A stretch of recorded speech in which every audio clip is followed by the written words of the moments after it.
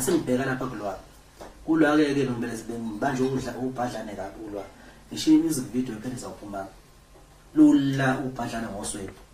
ubani BigZulu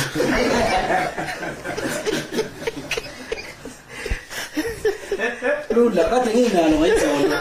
kuphumbuka iphepha lesingisi lapha selithi liselithi asithola ngishisa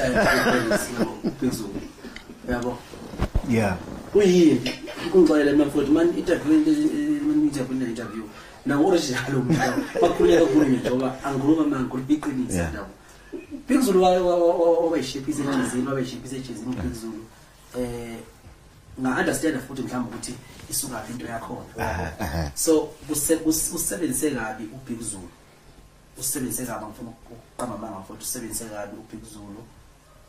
kwiParis imihlangano esayihlala ngaze mngaki kangangoba ngisho iParis ingakaphumi wakwalwelela ukuthi angikhiphe ulwa ulengoma ngona ngimfake way yabo so nje uBigZulu ube yisitha nje waba yifighter walesikhathi eside into eParis yabo ukuthi besetshenziswa ubani noma besebenza nobani ngazi yabo kodwa uyena bevela so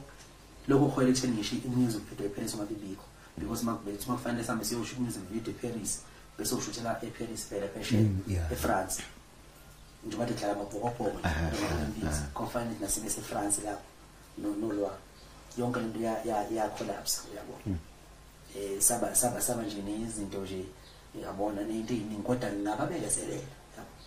so kubuya vele lesikhathi esibengaselula ukuthi ngasebenza nolwah mhlawumbe sengasebenza naye ngiyina kodwa bengaselula manje ngoba bese kufanele ngiprove manje lo BigZulu ukuthi ayibona BigZulu ngiyabona because kufanele ngiprove lo ubhadlana manje ukuthi no ekhadla la mina ngiyona akuyona lento ecabangayo ngiyabona inkozi phela ngiyabona ingabe uthi mayiphuma igushi idla abantu bayihudula wagonywa wala but hayi ngizababongela ngiyabona bangibongela ngabonga futhi yabo kodwa uyazi ukuthi umhlukumeze kakhulu umfowethu BigZulu and liyanda ngangayilindele umuntu